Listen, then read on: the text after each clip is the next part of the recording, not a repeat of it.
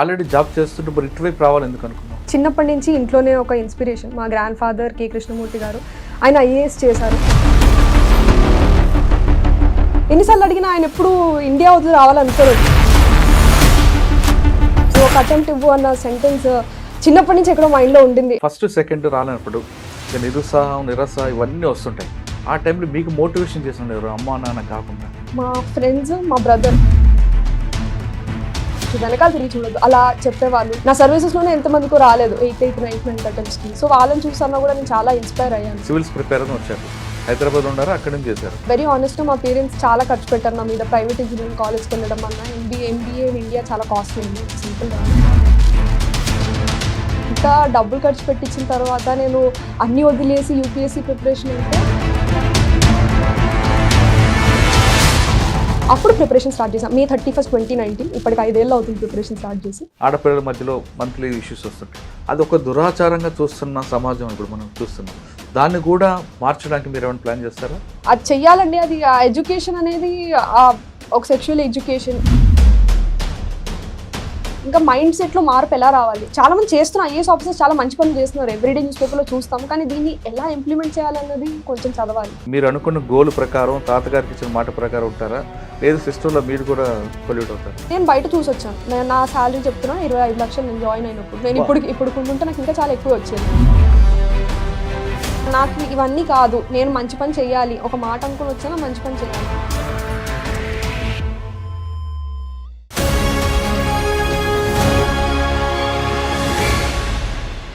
Welcome to I dream.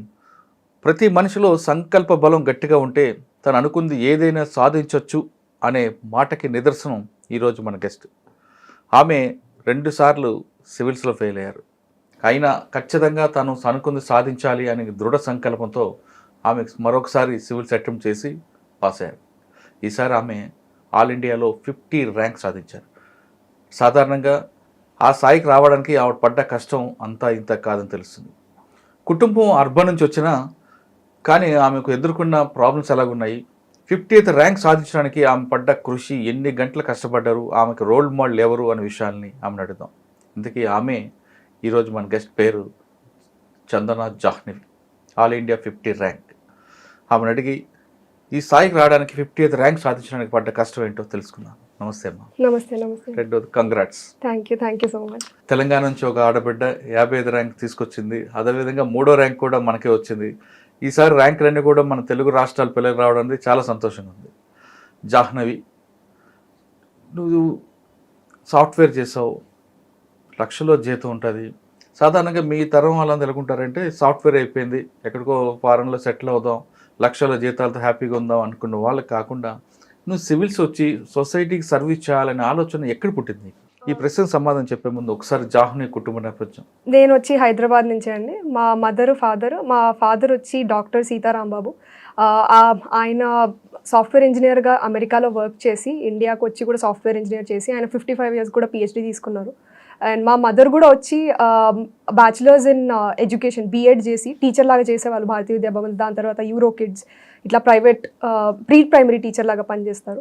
So వాళ్ళిద్దరూ నాకు ఒక వేలో ఇన్స్పిరేషన్. వాళ్ళు ఓల్డ్ ఏజ్లో కూడా డిస్టెన్స్ ఎడ్యుకేషన్ చేసి ఇంకా వాళ్ళ నాలెడ్జ్ పెంచుకోవాలి. మా మదర్ MA ఇంగ్లీష్ లిటరేచర్ చేశారు IGNOU నుంచి. సో వాళ్ళ నుంచి చాలా ఇన్స్పిరేషన్ తీసుకున్నాను నేను ఫ్యామిలీ నుంచి. స్కూల్లో ఎక్కడ చదివామ్మా? స్కూల్ ఇక్కడ భారతీయ విద్యాభవన్స్ అని, భారతీయ విద్యాభవన్ జూబ్లీస్లో 6th standard నుంచి అక్కడే చదివానండి 10th వరకు. 11th and 12th వచ్చి విజయరత్న జూనియర్ కాలేజ్, అది రామయ్య ఎంట్రన్స్ ఎగ్జామ్తో అక్కడ రామయ్యలో వచ్చింది, అక్కడ చదివాను 11th and 12th. Engineering Birla institute of technology Ranchi, bits Ranchi అంటారు. అక్కడ 4 years కెమికల్ ఇంజనీరింగ్ చదివి దాని తర్వాత Indian institute of management Indore నుంచి MBA చేశాను. ఆల్రెడీ జాబ్ చేస్తుంటే మరి ఇటువైపు రావాలి ఎందుకు అనుకున్నావు? దీనికి 2-3 రీజన్స్ ఉన్నాయండి. ఫస్ట్ రీజన్ ఏంటంటే చిన్నప్పటి నుంచి ఇంట్లోనే ఒక ఇన్స్పిరేషన్. మా గ్రాండ్ ఫాదర్ కె కృష్ణమూర్తి గారు, ఆయన IAS చేశారు. ఎన్నిసార్లు మేము అబ్రాడ్లో మా పేరెంట్స్ ఉండి వర్క్ చేస్తున్నా ఆయనని అడిగాం మూవ్ అయిపోండి. మా ఫాదర్కి ఎప్పుడు అది ఉండింది, మా గ్రాండ్ పేరెంట్స్తో ఉండాలి, లాస్ట్ మినిట్ వరకు వాళ్ళని చూసుకోవాలని. ఎన్నిసార్లు అడిగినా ఆయన ఎప్పుడు ఇండియా వదిలి రావాలనుకోలేదు. అది నాకు కూడా ఒక క్వశ్చన్ లాగా ఉండేది, అంత అటాచ్మెంట్ ఏముంది కంట్రీతో అని. అంటే మా చిన్నపిల్లలు మాకు తెలియదు. సో ఆయన ఎప్పుడు రీజన్ చెప్పలే నాకు. 2007 ఆయన పోయే వరకు కూడా ఎప్పుడు రీజన్ చెప్పలే. సో ఆ క్వశ్చన్ ఎప్పుడు ఉండేది, అంటే అంత అటాచ్మెంట్ ఏంటి అని. నేను తర్వాత ఆయన చేసిన సర్వీస్ అన్న, ఆయనకి ఈ కంట్రీతో అన్న, స్టేట్తో అన్న ఏ రిలేషన్ ఉంది అన్న ఫ్యాక్టర్ ఎప్పుడు నాకు ఎక్కడ మోటివేషన్ ఉండింది. సెకండ్, ఆయన ఒకసారి ఆయనకి 5 children ఉండి 10 grandchildren ఉన్నా నన్ను ఒక్కదాన్నే ఒకసారి అడిగారు, మీరు ఇస్తారా, అటెంప్ట్ ఇవ్వు, నేను నువ్వు అవ్వాలి అని కోరుకోవట్లేదు, నువ్వు ఒక అటెంప్ట్ ఇవ్వు అన్న సెంటెన్స్ చిన్నప్పటి నుంచి ఎక్కడో మైండ్లో ఉండింది చెయ్యాలి అని. కానీ నేను అంత కాన్ఫిడెంట్ లేకుండే. సో ఆయనకి ఎప్పుడు నేను ఎస్ చేస్తానని చెప్పలేకపోయాను. అది కూడా ఒక రిగ్రెట్ ఉండింది, ఆయనకి వెళ్ళే ముందర చెప్పుంటే హ్యాపీ ఉండేవాళ్ళు అన్న సెంటెన్స్తో. థర్డ్ థింగ్ వచ్చి కాన్ఫిడెన్స్ నాకు MBA అక్కడ బిల్డ్ అయిందండి. పబ్లిక్ సర్వీస్ చేయొచ్చు, ఇనిషియేటివ్స్, అక్కడ కొన్ని ప్రోగ్రామ్స్ ఉండే, రూరల్ ఇమ్మర్షన్ ప్రోగ్రామ్ అని. ఆ టైంలో మా ఇన్స్టిట్యూట్ మధ్యప్రదేశ్ గవర్నమెంట్తో టైఅప్ అయి మమ్మల్ని రూరల్ ఇండియా పంపించి 10-15 days అక్కడ ఉండి స్వచ్ఛ భారత్ అభియాన్ వాళ్ళకి చెప్పాలి మేము, అక్కడ గ్రౌండ్ లెవెల్లో ఉండి 10-15 days. అంటే ఒఫీషియల్స్ చెప్తున్నది కాకుండా మనుషులు వచ్చి అక్కడ ఉండి వాళ్ళని రోజు 4 o'clock 4:30కి లేచి మమ్మల్ని వెళ్ళి అక్కడ ఫార్మ్స్లో వెళ్ళి చూడమనే వాళ్ళు. వాళ్ళకి ఇది పెద్ద డిసడ్వాంటేజ్ అవుతుంది, మీరు వెళ్ళి చూస్తే అది మార్పు వస్తుంది అని. సో అక్కడ అనిపించింది, అవును ఇలాంటివి చాలా చేయొచ్చు ఒక లెవెల్లో. ఇది ఇంకా IAS ఆఫీసర్ అయితే ఇంకా చాలా ఇనిషియేటివ్స్ నేను ఆలోచించగలుగుతాను అన్న దాంతో MBA తర్వాత అనుకున్న ప్రిపరేషన్ స్టార్ట్ చేద్దామని. మీరు వెళ్ళిన ప్రాంతంలో, గ్రామీణ ప్రాంతంలో ఎలాంటి సమస్యలు ఎదురయ్యాయి మీకు? అంటే స్వచ్ఛ భారత్ ఒకటే కాకుండా ఆర్థిక సమస్యలు అవ్వచ్చు, రకరకాలు ఎదురవుతుంటాయి. ఈ మూడిట్లో మీకు బాగా మీ మైండ్లో స్టిక్ అయిపోయింది, మీ మనసుకు నచ్చింది చెప్పండి. ఒక ప్రాబ్లం నాకు అనిపించింది ఏంటంటే, అక్కడ డిఫరెన్స్ ఏంటంటే కొన్ని ఇల్లులు దగ్గర ఉన్నాయి, కొన్ని చాలా దూరం ఉన్నాయి. ఆ దూరం ఉన్న ఇల్లులకి వీటికి చాలా డిస్టెన్స్, రూపలు నడుచుకుంటూ వెళ్ళి అది చూసేగానే మనకి ఆ డిఫరెన్స్ అర్థమవుతుంది. ఇది ఏంటిది, వీళ్ళు ఎందుకు ఇంత దూరాలు ఉంటున్నారు, వీళ్ళందరూ అంగన్వాడీ సెంటర్ అన్న, హెల్త్ సెంటర్కి ఇంత దూరం ఎందుకు ఉంటున్నారు. ఆ క్వశ్చన్ అంటే నేను అప్పటికి నాకు సోషాలజీ చదవలేదు, ఇవన్నీ తెలియవు నాకు ఎందుకు ఇలా ఉంది అన్నది. అది నేను ఇది బ్రహ్మఖేడా విలేజ్ అని ఉజ్జయిన్ డిస్ట్రిక్ట్ మధ్యప్రదేశ్లో అండి నేను ఉన్న విలేజ్. సో అప్పుడు నాకు అడిగినా నాకు ఎవరు ఆన్సర్ చెప్పలేకపోయారు ఆ విషయం, ఎందుకు ఇలా దూరం ఉంటారు. వాళ్ళ ఇంట్లోకి వెళ్ళినప్పుడు కూడా మనుషులు కొంచెం దూరంగా ఉండడం, ఇవన్నీ ఎందుకు చేస్తున్నారు అన్న ఒక దగ్గర నేను చాలా ఇంపాక్ట్ అయ్యాను. అంటే నేను అక్కడ కూర్చున్నా కూడా నాకు హిందీలో 2-3 చెప్పడం, మేడం మీరు ఇక్కడ కూర్చోవద్దు, మీరు నుంచుని మాట్లాడండి అని.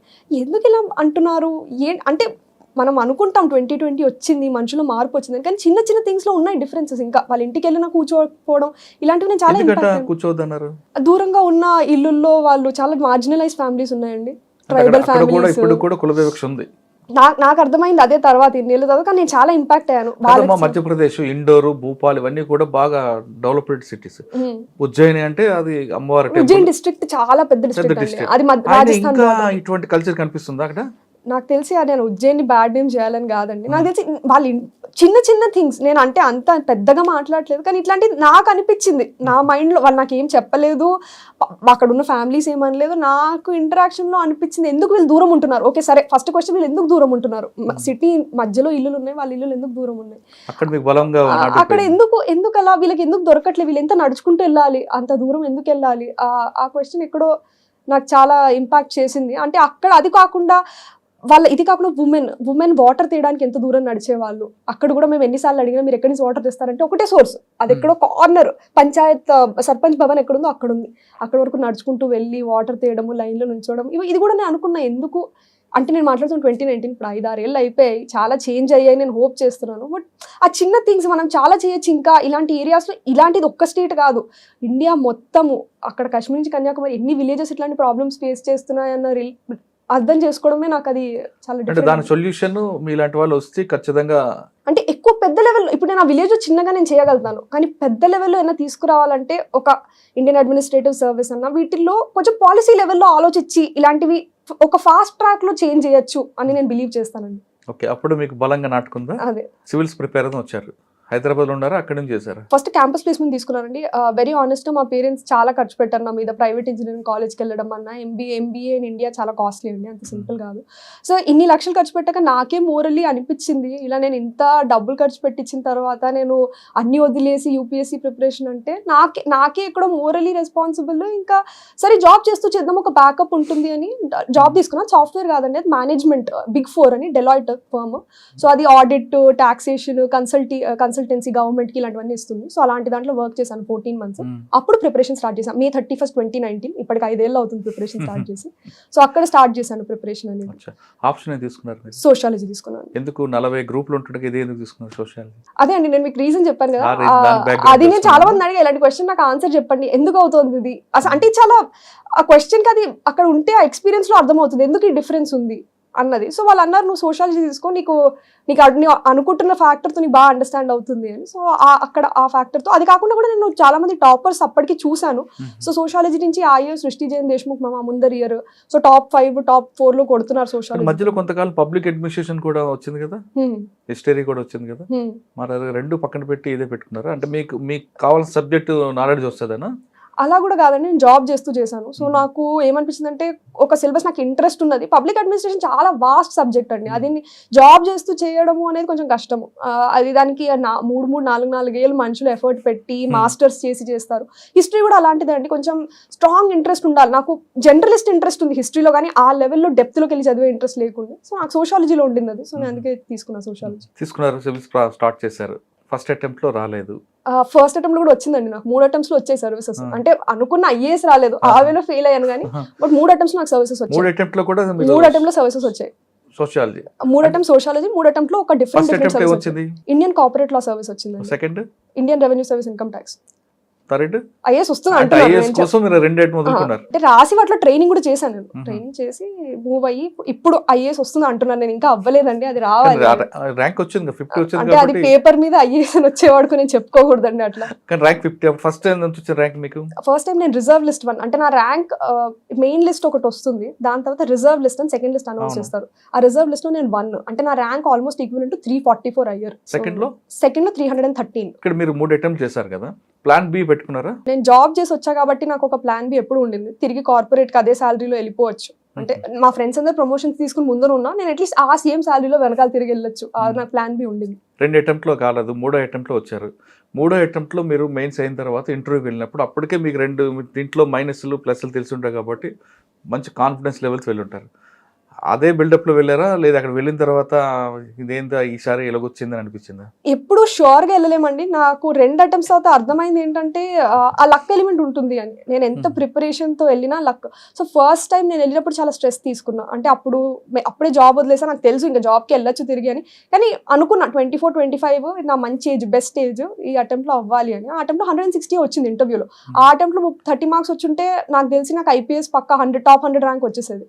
సో ఆ అటెంప్ట్ లో నేర్చుకున్నది ఏంటంటే నువ్వు ఎంత ప్రిపేర్ అయినా ఆ ఎలిమెంట్ ఆ డే నీకు లక్ కొంచెం ఉండాలి అని. సో నెక్స్ట్ అటెంప్ట్ ఇచ్చినప్పుడు ఇంటర్వ్యూ అసలు అనుకోలే, నేను రిటర్న్ బాగా రాశాను, ఈసారి ఇంటర్వ్యూలో ఎంత 160 వచ్చినా నాకు అయిపోతుంది అనుకున్నా. కానీ అసలు రిటర్న్ పోయింది, నాకు ఇంటర్వ్యూలో 190 వేశారు. సో అప్పుడు అనిపిస్తుంది ఓకే లక్ ఎలిమెంట్ కొంచెం కావాలి. సో ఈసారి రాసినప్పుడు మైండ్ లో అసలు ఏం పెట్టుకోలేదు, నేను నా బెస్ట్ ఇస్తా, అది ఇంటర్వ్యూ అన్నా అది రిటర్న్ అన్నా అవి 2 క్లిక్ అయితే వస్తుంది, లేకపోతే నేను మళ్ళీ రాస్తా 2024 రాస్తాను, అప్పుడు చూసుకుందాం. నాకు అసలు ఆ ఫ్యాక్టర్ లేకుండే మైండ్ లో 2023 ఏమవుతుంది, జస్ట్ నా బెస్ట్ ఇస్తాను అది వస్తాను. కానీ 2022-2023 నేను ట్రైనింగ్ తో ఇచ్చానండి, సర్వీసెస్ తో. సో అందరి కంపారిజన్ లో నాకు చాలా తక్కువ టైం ఉండింది ప్రిపేర్ అవడానికి. But best of the use ఏంటంటే 4-5 years క్యూములేటివ్ స్టడీతో మెయిన్స్ రాస్తే అడ్వాంటేజ్ ఎక్కడో ఒకటి ఉంటుంది. సో నా మంచి మార్క్స్ ఈసారి 2 వచ్చాయి. సాధారణంగా మీరు ప్రిపేర్ అవుతున్న టైంలోనే దేవుడిని కూడా కొంతమంది నమ్ముతారు, మీరు ఆ విధంగా వెళ్ళారా? మా పేరెంట్స్ అన్నారు. సో కొన్నిసార్లు ఇలాంటి లక్ అనుకున్నప్పుడు అన్ని చేయడమే కరెక్ట్. నాకు ఆ బిలీఫ్ ఉందని నేనేమి ప్రమోట్ అలా ఏం చేయాలనుకోవట్లే. కానీ మా పేరెంట్స్ నమ్ముకున్నారు, ఇట్లా వెళ్ళాలి, తిరుపతి వెళ్ళాలి, తిరువన్నామలై, మా పేరెంట్స్ నమ్మకాలు ఉన్నాయి. సో వాళ్ళతో పాటు సరే వాళ్ళు చేస్తుంటే నేను చేస్తాను, అంతే అనుకున్నాను. అంటే మీ కష్టంతో పాటు లక్ అనేది కలిసి వాళ్ళు మా పేరెంట్స్ చేస్తుంటే నేను చేయకుండా కూర్చోవడం నాకు నచ్చలేదు. సో వాళ్ళతో పాటు నేను చేద్దామనే వెళ్ళాను. మీ పేరెంట్స్ కాకుండా ఇంకా మీకు బాగా ఇన్స్పైర్ చేసిన ఎవరున్నారు ఇందులో? ఇన్స్పిరేషన్స్ లో ఒకటి మా గ్రాండ్ ఫాదరే, మీరు చెప్పినట్టు. ఆయన ఎప్పుడూ నాకు ఆయన గ్రేటెస్ట్ క్వాలిటీ ఏమనిపిస్తుంది అంటే ఎప్పుడు ఆయన చెప్పుకోలేదు. నేను ఇన్నేళ్ళు ఉన్నా ఆయన ఐఏఎస్ లో ఇది చేశాను అది, ఎప్పుడు ఒక్కసారి కూడా మాట వచ్చేది కాదు. ఇంకా మా ఇంటికి ఎప్పుడు ఫ్లో ఆఫ్ విజిటర్స్ ఉండేవాళ్ళు. కానీ ఆయన గ్రేట్నెస్ ఏంటంటే ఎవరితో ఆయన వినడమే, అంతే. ఆ లిసనింగ్ అనేది నేను చాలా ఇన్స్పైర్ అయ్యా. అంత పొజిషన్కి వచ్చి ఎలా ఒక పర్సన్ ఏం మాట్లాడకుండా ఉండగలుగుతారు, నాలాంటి వాళ్ళు కూడా చాలా నేర్చుకోవాలి ఈ ఎలా లిసన్. ఓకే, ఫస్ట్ సెకండ్ రాలేనప్పుడు ఇంకా నిరాశ ఇవన్నీ వస్తుంటాయి. ఆ టైంలో మీకు మోటివేషన్ చేసిన ఎవరు, అమ్మా నాన్న కాకుండా? మా ఫ్రెండ్స్, మా బ్రదర్ కూడా ఉన్నారు. సో ఆయన అమెరికాలో ఉంటారు. సో ఆయన కూడా చాలా మెసేజెస్ చేసన్నా సరే నువ్వు చేసావు నెక్స్ట్ దాని గురించి ఆలోచించు, వెనకాల తిరిగి చూడొద్దు అలా చెప్పేవాళ్ళు. ఇంకా నా బెస్ట్ ఫ్రెండ్స్ చాలా మంది ఉన్నారండి. ఇన్ని చదువుకున్న ఇన్ని ఏళ్లలో ప్రతి కాలేజ్ నుంచి ఒక ముగ్గురు ఇద్దరు నా సర్వీసెస్లోనే ఎంతమందికో రాలేదు 8th 9th అటెంప్ట్స్కి. సో వాళ్ళని చూసన్నా కూడా నేను చాలా ఇన్స్పైర్ అయ్యాను. అమ్మా నాన్న అంటే మీకు చదువులో సపోర్ట్ చేస్తున్నారు, వీళ్ళు కాకుండా కొంత బంధువులు ఉంటారు, ఇంకేం చదువుతాలే పెళ్లి చేసుకుందాం అన్న వాళ్ళకి ఏం సమాధానం చెప్పారు? థ్యాంక్ఫుల్లీ మా పేరెంట్స్ ఎప్పుడు నా వరకు రానివ్వలేదు. సో అది వచ్చినా కూడా మా పేరెంట్స్, మా మదరే ఆ 1991 27కి చేసుకున్నారు. సో నా దగ్గర ఎప్పుడో సెంటెన్స్ రెడీగా ఉండేది. సపోజ్ వాళ్ళు నా దగ్గర ఏమన్నా, వాళ్ళు ఎప్పుడు అనలేదు, ఈ రోజు వరకు ఆ మాట రాలేదు. సో మా మదరే లేట్ చేసుకున్న 95లో, అంటే నేను ఎప్పుడు అది కోరిలేట్ చేస్తాను, 95లో 27 చేసుకుంటే నేను ఇక్కడ 35 చేసుకోవాలి. చంద్రన ఎప్పుడు పెళ్లి చేసుకుంటారు? ఇవన్నీ ఇప్పుడు ఆలోచించలేదండి. ఇన్ని రోజులు ఎగ్జామ్ గురించి నేను మొన్న లాస్ట్ ట్యూస్డే వరకు కూడా నెక్స్ట్ అటెంప్ట్కి ఎలా చదువుకోవాలని ఆలోచించా. 50 చూసిన తర్వాత కూడా నాకు అది మైండ్లో సెట్ కాలే, ఇంకోసారి రాయట్లేదు నేను. సరే, ఇప్పుడు మీరు కలెక్టర్ అనుకుందాం, మీ గోల్ ఉంటుంది, మీరు ఆల్రెడీ రూరల్ పని చూశారు. స్కిల్ డెవలప్మెంట్కి ఎక్కువ ప్రయారిటీ ఇస్తారా, రూరల్ డెవలప్మెంట్కి ఇస్తారా, ఉమెన్ ఎంపవర్మెంట్కి ఇస్తారా, లేదు కరప్షన్ పూర్తి నిల్ కరప్షన్కి ఇస్తారా? నాకు తెలిసి 4కి 4 ప్రయారిటీస్ అవుతాయండి. కానీ ఇది ప్రతి డిస్ట్రిక్ట్ వాళ్ళ డిస్ట్రిక్ట్ ప్రాబ్లమ్స్ చూడాల్సి ఉంటుంది. సో కొన్ని డిస్ట్రిక్ట్స్లో మనం ఉమెన్ ఎంపవర్మెంట్ చాలా ఇంపార్టెంట్ అవుతుంది. ఆ డిస్ట్రిక్ట్స్లో టోటల్ ఫర్టిలిటీ రేట్ అన్నా కానివ్వండి, లేకపోతే వాళ్ళ ఎడ్యుకేషన్ లెవెల్స్, లేకపోతే వాళ్ళకి హెల్త్కి యాక్సెస్ ఎలా ఉంది, ప్రెగ్నెన్సీ వాళ్ళు హాస్పిటల్స్కి వస్తున్నారా రెగ్యులర్ చెకప్స్కి, ఇలాంటివన్నీ చూసి ఉమెన్ ఎంపవర్మెంట్ కొన్ని డిస్ట్రిక్ట్స్లో ఇది ఇంపార్టెంట్ అవుతుంది. కానీ స్కిల్ డెవలప్మెంట్ ఇన్ జనరల్ చాలా big broad thing. Education, skill development రెండు చాలా స్ట్రాంగ్గా ఫోకస్ చేయాలి. రూరల్ డెవలప్మెంట్ అనేది ఓవరాల్ ఇవన్నీ ఎడ్యుకేషన్, స్కిల్ డెవలప్మెంట్ ఇవన్నీ కలిపి వస్తే రూరల్ డెవలప్మెంట్ బాగా అవుతుంది. సో నా ఫోకస్ అన్నిట్ల మీద ఉంటుంది, కానీ స్పెషల్ ఫోకస్ నా ఒపీనియన్లో ఉమెన్ ఎంపవర్మెంట్, స్కిల్ డెవలప్మెంట్, ఈ రెండు నాకు ఫోకస్ ఏరియాస్ ఉండాలని నేను అనుకుంటాను. ఇది కాకుండా ఇప్పుడు కేరళ లాంటి స్టేట్ ఎగ్జాంపుల్ తీసుకొని 100% అమ్మాయిలందరూ కూడా చదువుకోవాలి, జీరో ఎడ్యుకేట్ చేయాలనేది కంకణం కట్టుకుంటారా మీరు? చాలా మంచి మోడల్ అసలు చదవడానికి. ఎలా వాళ్ళు ఒక్క రోజులో చేయలేదు, ఓవర్ 30 40 50 ఇయర్స్. అది మీలతో స్టార్ట్ చేస్తే ఎప్పటికైనా అది కరెక్ట్. అది నాకు తెలిసి నేను ఇప్పుడు ట్రైనింగ్ చేసి అర్థం చేసుకుని గ్రౌండ్ లెవెల్ నిటిగ్రిటీస్ ఎంత డిఫరెంట్ ఉంటాయి, మన ఓన్ దాంట్లో ఎట్లా మనం బిల్డ్ చేయొచ్చు ఇలాంటివి అనేది నేను చూద్దాం అనుకుంటున్నాను. చందన గారికి ఒక గోల్ ఉంది, ఏదో ఒక రంగంలో మీరు ఇక్కడ పనిచేసి వచ్చిన తర్వాత మీ మార్కెట్ కనపడాలంటే మీ దగ్గరున్న సార్, నాది ఫస్ట్ థింగ్, నా పేరుతో ఏ మార్క్ నాకు వద్దండి.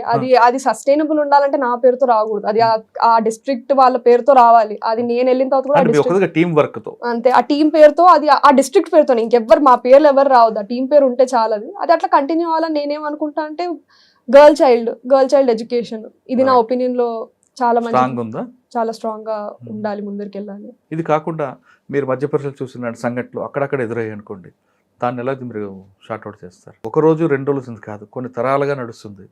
దాన్ని తీయాలంటే రూట్స్ వెళ్ళాల్సి వస్తుంది, ఎడ్యుకేటెడ్ చేయాల్సి వస్తుంది. ఇవన్నిటి కూడా మీ దగ్గర ప్లాన్ ఉందా? అంటే వీటికి చిన్న first short term goals, middle term goals, long term goals అలా చేసుకోవాలి. షార్ట్ టర్మ్ గోల్స్ ఏంటంటే, నేను చూసిన కొంతమంది IAS ఆఫీసర్స్ ఇలాంటి వాటికి చేయడానికి వాళ్ళ ఇంట్లోకి వెళ్ళి అక్కడే తినేసి వచ్చి అక్కడ పని చేస్తున్న ఆఫీసర్స్కి అనిపించాలి, ఓకే పెద్ద ఆఫీసరే వెళ్ళి ఇలా చేస్తున్నారు, వాళ్ళు ఇలా నిలబడుతున్నారు, మనం ఎందుకు చేయలేము, అందరం కరెక్ట్ ఒకటే కదా అని. సెకండ్ థింగ్, ఇప్పుడు చాలా మంది ఏం చేస్తున్నారు, ట్రాన్స్పోర్ట్ అన్న, సైకిల్స్ ప్రొవైడ్ చేయడం అన్న. ఛత్తీస్గఢ్ లాంటి స్టేట్స్ లో ఇలా కార్నర్ హౌస్ సైకిల్స్ ఇస్తున్నారు. అమ్మాయిలకి చాలా ఇంపార్టెంట్ అవుతున్న కొద్ది. ఇలా కాకుండా వాళ్ళకి స్పెషల్ యాక్సెస్, ఇప్పుడు అన్ని ఇక్కడ రిసోర్సెస్ ఉంటే మనం ఒక శాటిలైట్ సెంటర్ లాగా అక్కడ ఓపెన్ చేయడం, హెల్త్ కేర్ సెంటర్ అన్న అలా. సో 2 ప్లేసులు మనకి వీళ్ళు ట్రావెల్ చేయక్కర్లే అంత, వాటర్ కూడా అక్కడ పెడితే ఇక్కడ కూడా. సో ఇలా ఒక డెవలప్ చేసి, ఇంకోటి కనెక్టివిటీ, ఇదంతా ఏరియా ఫుల్ కనెక్టివిటీ, మధ్యలో ఏం లేదనుకోండి, అక్కడ ఎక్కువ మందిని పాపులేట్ చేయడం అన్నా, లేకపోతే గవర్నమెంట్ ఏమన్నా ఒక పార్క్ లాగా క్రియేట్ చేయడం అన్న, కామన్ పూల్స్ రిసోర్సెస్ లాగా ఇలాంటివి కొన్ని చేసి వాళ్ళని ఇది కంబైన్ చేసేయాలి. అది ఆ హోల్ లాగా చేసిన తర్వాత అది మిడిల్ టర్మ్ గోల్ ఉంటుంది. Long term goal education. మీరు చెప్పినట్టు స్కూల్లో ఒక చైల్డ్ వెళ్ళిన తర్వాత పేర్లో సర్నేము ఇలాంటివన్నీ కాకుండా, నేను చాలా మందిని చూస్తున్నాను ఈ మధ్య, జస్ట్ ఒక నేమ్ ప్రజ్ఞ అంతే, సపోజ్ నేను ఒక ఎగ్జాంపుల్ ఇస్తున్నా, అలాంటి పేర్లు చాలా రావాలి. అంటే ఇప్పుడు ఆ సర్నేమ్ తో చెప్పకూడదు. అంటే నా ఒపీనియన్ లో అది ఫస్ట్ ఆ చైల్డ్ కి పడిపోయే ఫస్ట్ సీడ్ అక్కడ ఉంటుందని అనుకుంటా. మేము స్కూల్కి వెళ్ళినప్పుడు మేము మా మదర్ ఫాదర్ ని అడిగేవాళ్ళం, మాది చెప్పండి మాకు ఎందుకు లేదు అని. మా పేరెంట్స్ ఫస్ట్ నుంచి నమ్మారు, వాళ్ళకి లేవు ఇలాంటివి. సో అది ఇంపార్టెంట్. ఒక ఆల్ఫాబెట్ మీరు పెట్టుకోండి, కానీ ఇంకెవరికి తెలియక్కర్లే ఏంటి అని. అది నేను చాలా స్ట్రాంగ్ గా బిలీవ్ చేస్తాను. స్కూల్ సిస్టమ్ లో అది నేను ప్రమోట్ చేయాలి అంటే అది ఫస్ట్ నా చైల్డ్ తో నేను చేయాలనుకుంటా. వాళ్ళకి ఒక పేరు పెట్టి అంతే, ఆ ముందర లేదు వెనకాల లేదు. ఇది కాకుండా చైల్డ్ ఉమెన్ అన్నారు కాబట్టి ఆడపిల్లల మధ్యలో మంత్లీ ఇష్యూస్ వస్తుంటాయి, అది ఒక దురాచారంగా చూస్తున్న సమాజం ఇప్పుడు మనం చూస్తున్నాం. దాన్ని కూడా మార్చడానికి మీరు ఏమైనా ప్లాన్ చేస్తారా? దీని గురించి చాలా నడుస్తున్నాయండి. లీవ్స్ అంటున్నారు కొన్ని ప్లేసుల్లో. లేకపోతే ఎడ్యుకేషన్, వాళ్ళకి ఫస్ట్ శానిటరీ ప్యాడ్స్ దొరకాలి ఇలాంటివి. థర్డ్ థింగ్ ఏంటంటే అది చాలా నార్మల్ థింగ్ ఒక అమ్మాయికి అయ్యేది. అది ప్రతి వాళ్ళు అది అదేదో పెద్ద అదే అదొక ఆ మెంటల్ దరిద్రాన్ని మార్చడానికి మీరు ప్లాన్ చేస్తారా? అది చెయ్యాలండి. అది ఆ ఎడ్యుకేషన్ అనేది ఒక సెక్షువల్ ఎడ్యుకేషన్ ఇది చాలా normal process of a women. ఆమెకి పెయిన్ ఉంటే మనము ఎలా స్కూల్లోనే డీల్ చేయగలగాలి, లేకపోతే తనకి శానిటరీ ప్యాడ్స్ అన్నా, మంచి వాష్రూమ్స్ అన్న ఎలా ఉండాలి, ఇంకా మైండ్ సెట్ లో మార్పు ఎలా రావాలి అన్నది ఇంపార్టెంట్. మైండ్ సెట్ మారాలి. అదే అంటే ఉంది నాకు, కానీ దాని కూడా నేను చాలా చదవాలండి. చాలా మంది చేస్తున్నారు, ఐఏఎస్ ఆఫీసర్స్ చాలా మంచి పనులు చేస్తున్నారు, ఎవ్రీడే న్యూస్ పేపర్ లో చూస్తాం. కానీ దీన్ని ఎలా ఇంప్లిమెంట్ చేయాలన్నది కొంచెం చదవాలి. చైల్డ్ ఉమెన్ గురించి చెప్పారు. నెక్స్ట్ స్కిల్ డెవలప్మెంట్, మీరు అక్కడ కూడా గట్టిగా వెళ్తారా? అది అగైన్ మీకు చెప్పినట్టు డిస్ట్రిక్ట్ టు డిస్ట్రిక్ట్ వేరీ అవుతుంది. అది డిఫరెంట్ యాక్షన్ ప్లాన్స్తో చేస్తున్నారు. కొన్ని కోఆపరేటివ్స్తో స్కిల్ డెవలప్మెంట్ అన్నా, లేకపోతే కొన్ని ప్లేసుల్లో ఆర్ట్ తీసుకుని డయింగ్ ఆర్ట్, మధుబని ఆర్ట్ బీహార్లో అట్లాంటి వాటిల్లో స్కిల్ డెవలప్మెంట్ చేసి ఉమెన్కి ఇవి ఇచ్చి ఎక్స్పోర్ట్ చేస్తున్నారు మధుబని ఆర్ట్స్. అట్లాంటి ప్రతి డిస్ట్రిక్ట్కి ఒక ఇది ఉంటుంది. ఇక్కడ మన దగ్గర తెలంగాణ తెలియా రుమాల్ ఉంది, ఇప్పుడు తెలియా రుమాల్కి జిఐ ట్యాగ్ వచ్చింది. ఇలాంటివి మనం ఎలా డెవలప్ చేయొచ్చు? అది ఒక తెలియా రుమాల్ అనేది ఒక హ్యాండీక్రాఫ్ట్ కూడా అవ్వచ్చు, ఒక టెక్స్టైల్ కాకుండా. ఆ డిజైన్ మనం ఎలా పాపులరైజ్ చేయొచ్చు, ఇంకా ఎలా కమర్షియల్ వైపు తీసుకెళ్తారు అంటే ఆ వేలో అలా స్కిల్ డెవలప్ అయ్యేది చాలా ఇంకా పొటెన్షియల్ ఇంక్రీజ్ అవుతుందని నేను అనుకుంటా. ఎక్స్పోర్ట్ అనే మార్కెట్ వచ్చినా, లేకపోతే ఇక్కడ one district one product malls లాగా వస్తున్నాయి, యూనిటీ మాల్స్ అని అంటున్నారు. అలాంటివి చాలా ఇంపార్టెంట్. మా ప్రోడక్ట్ ఇది అవ్వాలి, దాంతో ఆ ఆర్ట్ కూడా at the same time save అవుతుంది, ఇంకా మనుషులకి లైవ్లీహుడ్ కూడా పెరుగుతుంది. And most of them are marginalize communities అనమాట. అంటే ఉమెన్ ఎంపవర్మెంట్ కి మీరు ఎక్కువగా ఉమెన్ ఎంపవర్మెంట్ అని కాదు, మార్జినలైజ్ కమ్యూనిటీస్ కూడా చాలా మంది ఉన్నారు ఇలా. సో ఉమెన్ ఎంపవర్మెంట్ దాంట్లో చాలా బిగ్ పార్ట్ ఆఫ్ ఇట్. కానీ ఆ ఆర్ట్ అన్నీ కలిపి వచ్చినవైతే సస్టైనబుల్గా అన్నీ ఒకసారి మనం ట్యాకిల్ చేస్తున్న వాళ్ళం అవుతాం. అంటే మీరు కలెక్టర్గా ఉన్నప్పుడు అందరినీ ఒకేలా చూడాలి కదా, ఒక ఉమెన్ చూపిస్తే మెన్. మీరు చెప్తుంది కరెక్ట్, ఈక్వాలిటీ అనేది ఒక ప్రిన్సిపల్. కానీ ఇక్కడ పాయింట్ ఏంటంటే ఇండికేటర్స్లో చూడండి, ఎడ్యుకేషన్ ఇండికేటర్స్ అన్నా, లేకపోతే టోటల్ ఫర్టిలిటీ రేట్ అన్నది కానీ, వాళ్ళకి డ్యూటీ ఆఫ్ చిల్డ్రన్ని టేక్ కేర్ చేయడం, ఎల్డర్ని టేక్ కేర్ చేయడం, ఇట్లాంటివి at the point of time men women together చేయగలగాలి. మీరు చెప్తున్నది కరెక్టే, men women equal at any point of time. కానీ ఆ ఫోకస్ ఎందుకంటే వాళ్ళు కొన్ని ఏళ్ళగా కొన్ని థింగ్స్ చేంజ్ అవ్వలేదు, అవి చేంజ్ అయ్యి ఈక్విటబిలిటీ వచ్చి వాళ్ళిద్దరూ రెస్పాన్సిబిలిటీస్. ఇప్పుడు చాలా మంది మెన్ ఉమెన్ కలిపి ఇద్దరు ఇంట్లో చేసుకుంటున్నారు, ఫుడ్ అన్నా అన్ని. అలాంటిది అవ్వాలని నేను అనుకుంటున్నాను. మీరు ఫారెన్లో చూసారు, అక్కడ ఒక కల్చర్ ఉంటుంది, ఇక్కడ ఒక కల్చర్ కనిపిస్తుంటుంది. ఆ కల్చర్ని ఇక్కడ ఇంప్లిమెంట్ చేద్దాం అనుకుంటున్నారు ఏమైనా, ఎక్స్పోర్ట్ చేసే ఐడియాస్ని? చూడండి, గుడ్ బ్యాడ్ ఉంటాయి. సో కొన్ని గుడ్ తీసుకోవచ్చు. నేను వాళ్ళు ఏం ఇంపోర్ట్ చేయాలని ఏం అనుకోవట్లేదు. మన సొసైటీ గ్రాడ్యువల్గానే పిక్ చేస్తుంది, నేనేం ఇంపోర్ట్ చేయాలనుకోవట్లేదు. కానీ సర్టన్ థింగ్స్ వాటిలో గుడ్ ఉన్నాయి. ఆ బ్యాడ్ తీసుకోకుండా గుడ్ మనం ఏముందంటే మనకి వాళ్ళకి కల్చర్లో వాళ్ళది బ్యాడ్ ఏంటి, వాళ్ళ గుడ్ ఏంటి? నా ఒపీనియన్లో వాళ్ళ బ్యాడ్ ఏంటంటే ఒక లెవెల్ ఆఫ్ హోమోజనైజేషన్. అంటే వాళ్ళ ఒకటే లాంగ్వేజ్ ఇంగ్లీష్. ఇప్పుడు ఆ ఇంగ్లీష్ అనేది అన్ని ప్లేసుల్లో ఉంది, అది గుడ్. కొంతమంది గుడ్ లాగా చూడొచ్చు, మన కల్చర్ పోకూడదు అట్ ద సేమ్ టైం. అదొక వేలో బ్యాడ్. సెకండ్ థింగ్, వాళ్ళ దగ్గర కూడా ప్రాబ్లమ్స్ ఉన్నాయి. ఇప్పుడు మన అమెరికా లాంటి కంట్రీస్ చూస్తే గన్ వైలెన్స్ ఉంది, ఇవన్నీ ఉన్నాయి. సో వాళ్ళ దగ్గర ఉన్న ఇన్హరెంట్ ప్రాబ్లమ్స్ వాళ్ళ దగ్గర ఉన్నాయి. రేస్ డిస్క్రిమినేషన్ అంటారు, వాళ్ళ దగ్గర బ్యాడ్ ప్రాబ్లమ్స్ ఉన్నాయి. గుడ్ ప్రాబ్లమ్స్ వచ్చి వాళ్ళు ఒక వేలో ఈక్విటబుల్ ఎడ్యుకేషన్ చేయగలిగారు. 100% లిటరసీకి యాక్సెసిబుల్ అఫోర్డబుల్ ఎడ్యుకేషన్ చేయగలిగారు. At least first to 10th standard. Universities వాళ్ళకు కూడా చాలా కాస్ట్లీ, కానీ అట్లీస్ట్ ఆ 10th వరకు అందరికీ, హోమ్లెస్ చిల్డ్రన్కి కూడా దొరుకుతాయి, నార్మల్ చిల్డ్రన్కి కూడా దొరుకుతాయి. అలానే హెల్త్, కొన్ని కంట్రీస్ యూకే లాంటివి ఫుల్ హెల్త్ ఇన్సూరెన్స్ ఉన్న సిస్టమ్స్ ఉన్నాయి, ఎవరికన్నా యాక్సెస్ ఉంటుంది వెళ్ళడానికి. సో ఇలాంటివి, లేదా స్కిల్ డెవలప్మెంట్ యాక్సెస్ చాలా ఈజీ. ఇప్పుడు ఏదైనా స్కిల్ నేర్చుకోవాలనుకుంటే వాళ్ళు ఇమీడియట్గా నేర్చుకోగలుగుతారు, యాక్సెస్ ఆన్లైన్ రిసోర్సెస్ అన్నా ఏదన్నా. సో ఇలాంటివి కొన్ని మనం తీసుకురావాలి మన కంట్రీలో కూడా. ఇవన్నీ చేస్తుంటారు. ఒక స్టేజ్కి వచ్చిన తర్వాత చాలామంది ఒక మంచి జిల్తో దిగుతారు.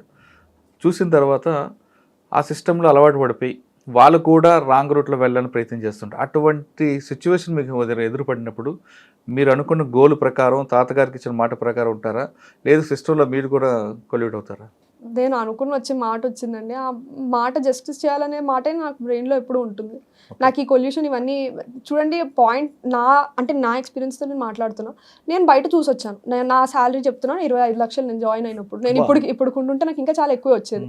సో అంత చూసి వచ్చిన దాన్ని నాకు తెలుసు. నేను ఇప్పటికన్నా కార్పొరేట్కి వెళ్ళిపోయి నేను ఆ MBA పట్టుకుని చేసిన, ఇప్పటి నుంచి 25 lakhs ఇస్తే నాకు అప్పటికే మంచి డబ్బులు వస్తాయి. సో నాకు అది డబ్బులు అన్న పాయింట్ కోసం కాదు, మీ పని చేస్తున్నప్పుడు సిస్టంలో ఏమైనా ప్రాబ్లం వస్తే చెట్ ఈ సిస్టమ్ మారదు అని మళ్ళీ వెనక్కి వెళ్తారా, లేదు సిస్టంలో చేంజ్ కోసం మీరు కష్టపడతారా? చేంజ్ కోసం కష్టపడ్డమే అండి. మీకు నేను చెప్తున్న పాయింట్ అదే. నేను చూసి వచ్చాను, నాకు ఇవన్నీ కాదు, నేను మంచి పని చేయాలి, ఒక మాట అనుకుని వచ్చాను, మంచి పని చేయాలి, దాని మీదే ఉంటాను. అది టైం పడుతుంది.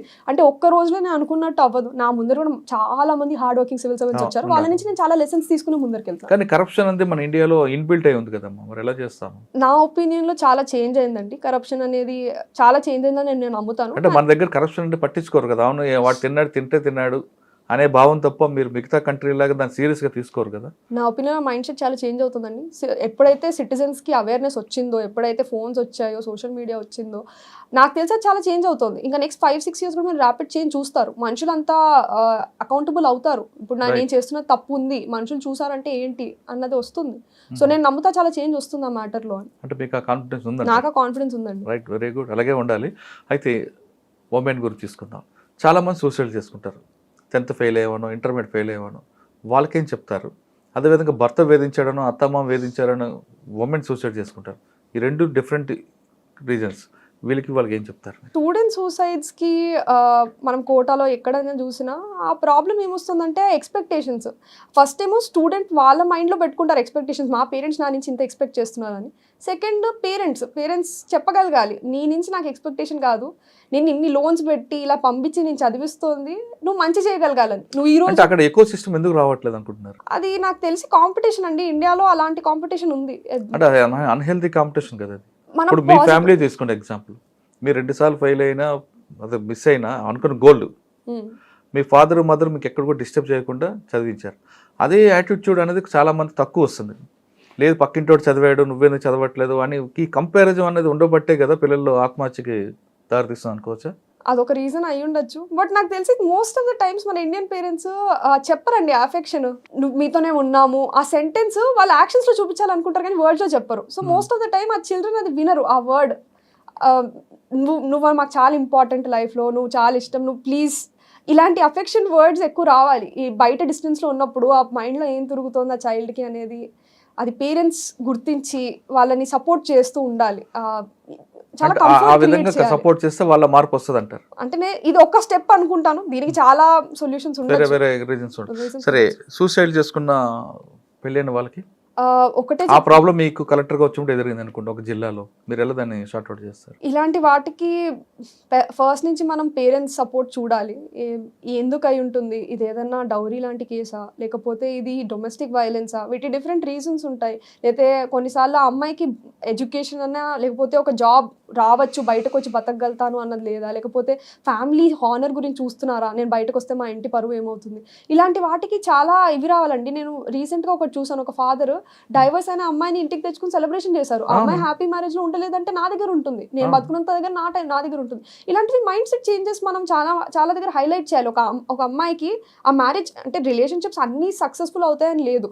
పేరెంట్స్ కూడా ఫస్ట్ ఆలోచించి పెళ్లి చేయాలి. సెకండ్ టైం అది వర్క్ కానప్పుడు ఆ అమ్మాయి చెప్పుకుని బయటకు వచ్చేదాకా ఉండాలి. చెప్పిన సంఘటన చెప్పారు, డైవర్స్ తీసుకొచ్చిన కూతురికి స్వాగతం పలికాడు తండ్రి అని.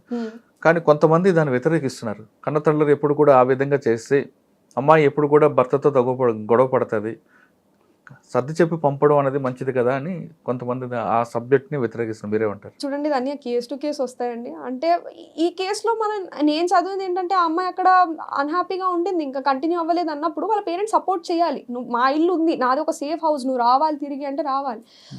ఎట్ ద సేమ్ టైం ప్రతి గొడవకి ఇలా ఉంటే మనం ఎక్కడైనా కొంచెం కాంప్రమైజ్ ఉంటుంది లైఫ్లో. అన్ని మనం అనుకున్నట్టు జరగవు. అంటే నేను ఇంకా మ్యారీడ్ కాదు, నాకు ఈ ప్రాబ్లమ్స్ రాకూడదని కోరుకుందామండి అటువంటి ఇష్యూస్.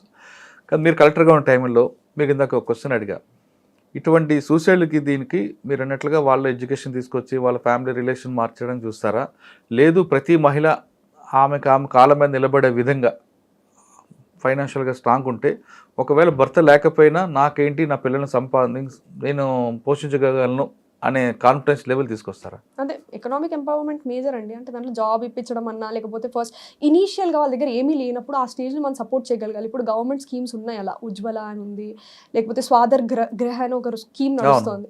ఇలాంటి వాటిలో ఫస్ట్ వాళ్ళు వచ్చి ఉండొచ్చు. ఇలాంటి కేసులు అప్పుడు ఉండి కొన్ని పీరియడ్స్ ఆ చిల్డ్రన్ని తీసుకుని ఉండి అక్కడ కొంచెం సెటిల్ అయ్యి ఓ స్కిల్ ట్రైనింగ్ లాగా ఏదైనా చేసి దాని తర్వాత మూవ్ అయ్యి జాబ్ చేయొచ్చు. ఇది చాలా ఇంపార్టెంట్. వాళ్ళకి ఆ కాన్ఫిడెన్స్ రావాలి, మేము ఇలా వచ్చేసిన సపోజ్ హౌస్లో ఇలాంటి సిచ్యువేషన్ లేదు, మేము ఒక పూర్ ఫ్యామిలీ నుంచి వస్తున్నాము, ఇలా గవర్నమెంట్ గవర్నమెంట్ సపోర్ట్ చేస్తుంది మిమ్మల్ని కొన్ని నెలలు, మీరు దాని తర్వాత అన్నా మీరు నెల దక్కుని మీ జాబ్ మీకు వచ్చి మీ పిల్లల్ని మీరు చూసుకోగలిగేట్టు ఉండాలి లాంగ్ రన్ లో అన్నది మీ ఆలోచన.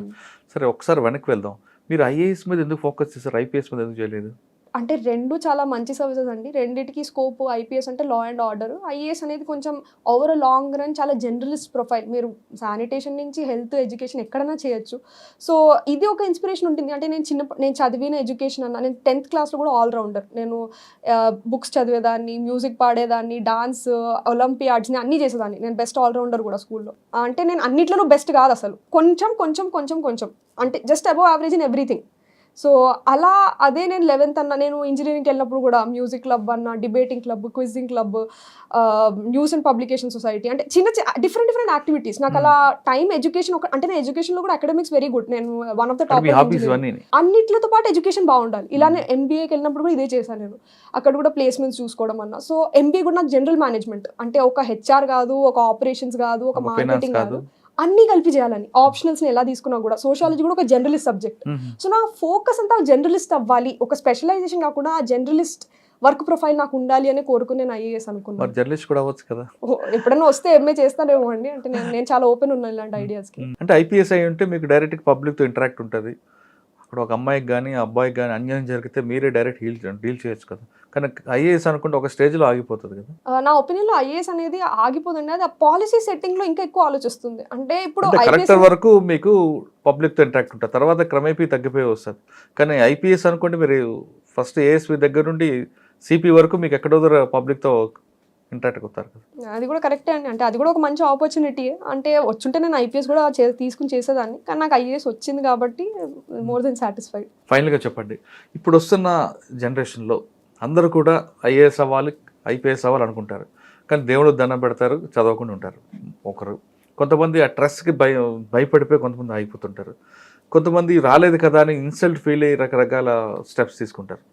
ఈ 3 కేటగిరీ ఉన్న వాళ్ళకి మీరు ఇచ్చే మెసేజ్? కేటగిరీస్ నాకు సరిగ్గా రిజిస్టర్ కాలేదు, కానీ ఫస్ట్ కేటగిరీ ఏంటంటే ఎవరు అనుకుంటారు దానికి పని చేయరు అనేది.